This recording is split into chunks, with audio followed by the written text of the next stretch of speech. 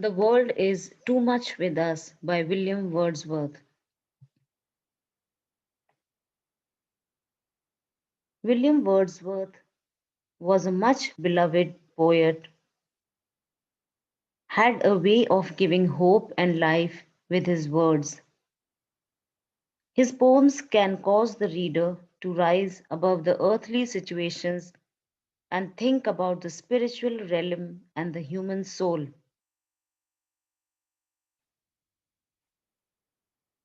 This particular poem, The World is Too Much with Us, reveals the vices of the world and causes the reader to want to search for more, to stop and enjoy the beauties of nature, and to take time to think. The speaker begins. The world is too much with us, late and soon, getting and spending, we lay waste our powers.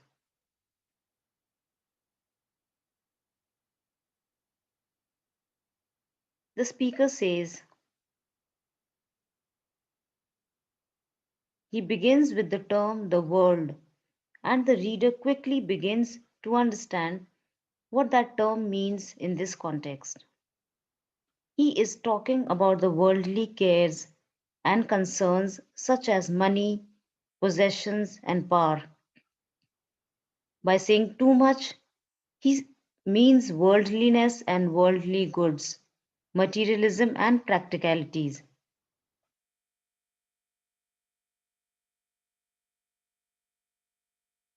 He concludes that it is too much with us, meaning that we care far too much about these worldly things.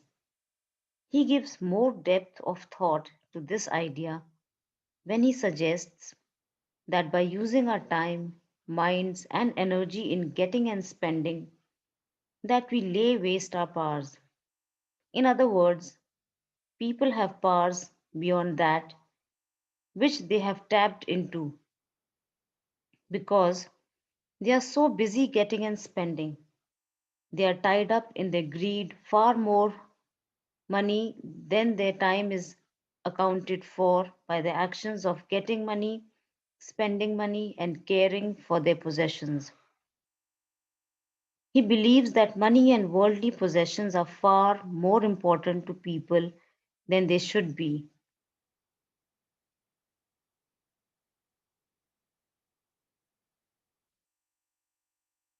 He says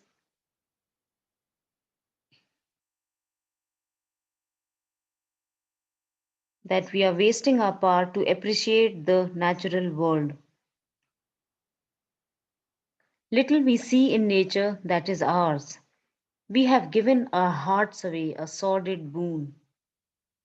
Little means inadequate.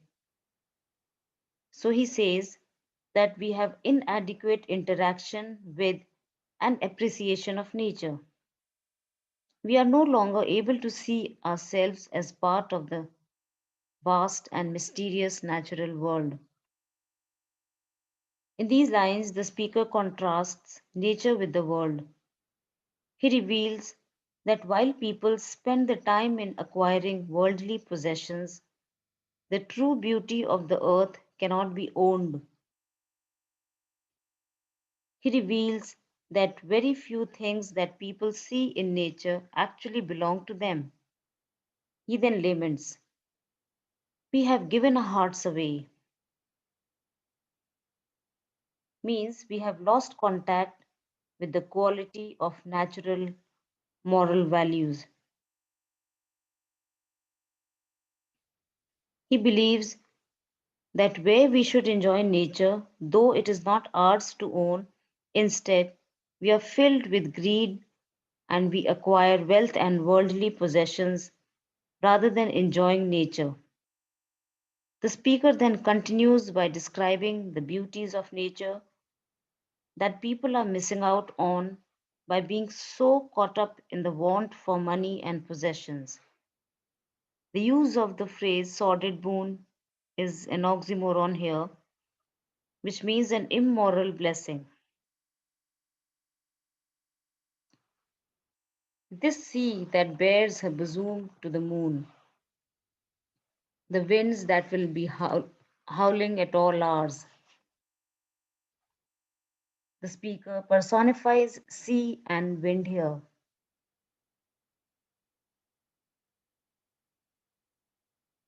The speaker describes the beauties of nature that most people are missing out on.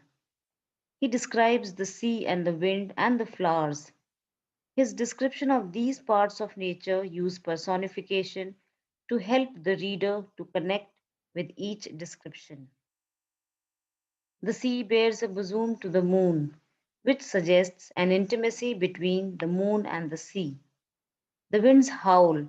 This gives the wind human emotion.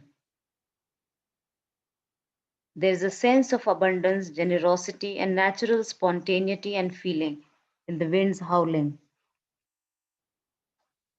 and are upgathered now like sleeping flowers. For this, for everything, we are out of tune. The flowers sleep.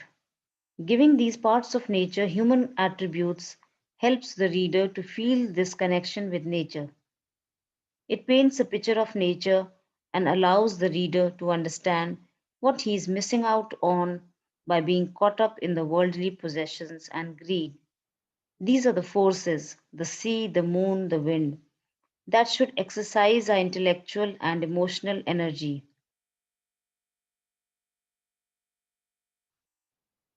It moves us not, great God. I would rather be a pagan suckled in a creed outworn.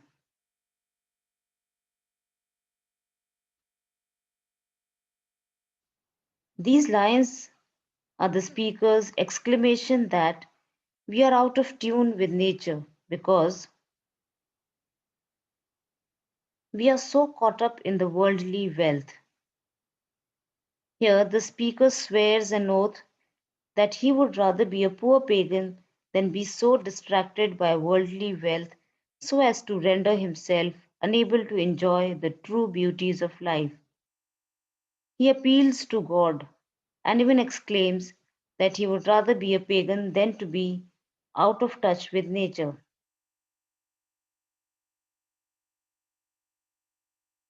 He does not want to be in a Christian society that is spiritually dead, longing for closer contact with the world of nature and through nature God.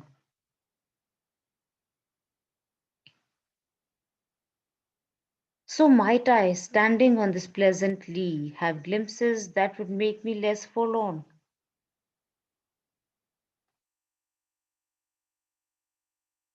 The speaker reveals that if he were a poor pagan, he would have glimpses of nature that would give him joy and hope, or at least make him feel less forlorn. He would rather be a poor and helpless and connected with nature than rich and powerful and alienated from it. He does not talk of rejection of Christianity, but the rejection of a Christian society which has lost sight of its values and morals.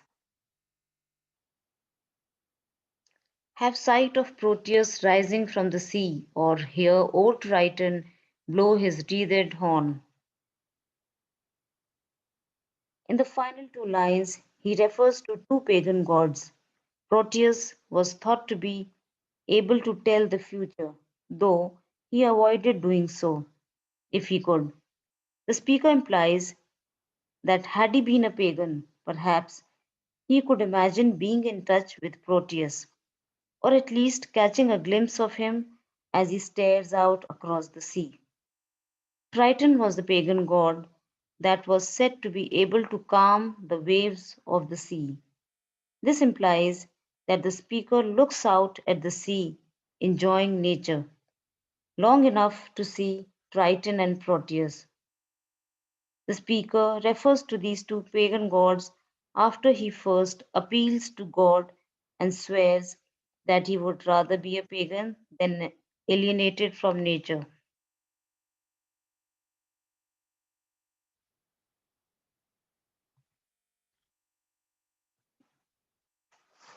Coming to the form of the poem, This poem is one of the many excellent sonnets Wordsworth wrote in the early 1800s. Sonnets are 14-line poetic inventions written in iambic pentameter.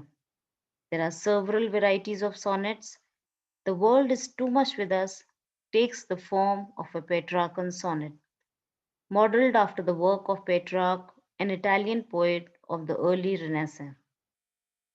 A Petrarchan sonnet is divided into two parts: an octave, the first 8 lines of the poem, and a sestate, the final 6 lines. The rhyme scheme of a Petrarchan sonnet is somewhat variable. In this case, the octave follows a rhyme scheme of ABBA, ABBA, and the sestate follows a rhyme scheme of CD, CD, CD. In most Petrarchan sonnets, the octave proposes a question or an idea that the sestate answers, comments upon, or criticizes. The literary figures used in the poem, metaphor and personification. The metaphor "we have given our hearts away, a sordid boon" is also an oxymoron. Sordid suggests the worst aspects of human nature, such as immorality, selfishness, and greed, while a boon is something that functions as a blessing or benefit. Personification: this sea that bears a bosom to the moon, the winds that will be howling at all hours, and are upgathered now like sleeping flowers. The sea, wind, and flower has been personified. They are given human qualities. Repetition and rhyming scheme. The repetitive rhyme scheme ABBA, ABBA, and the use of word pairs such as getting and spending and late and soon emphasizes the monotonous nature of modern life and materialism. Getting and spending is a cluster of longer emphasized words with many consonants, also possibly emphasizing this view. Music and harmony. The line, "for this, for everything, we are out of tune," implies that man is out of tune with nature, unable to live in harmony with the world around him. By describing the harmonious relationship of man and nature as a tune, Wordsworth evokes a sensuous experience of nature. Creative pronouns. Wordsworth uses the words we and us. This includes the reader, once again positioning the reader to engage with the poem. Imagery.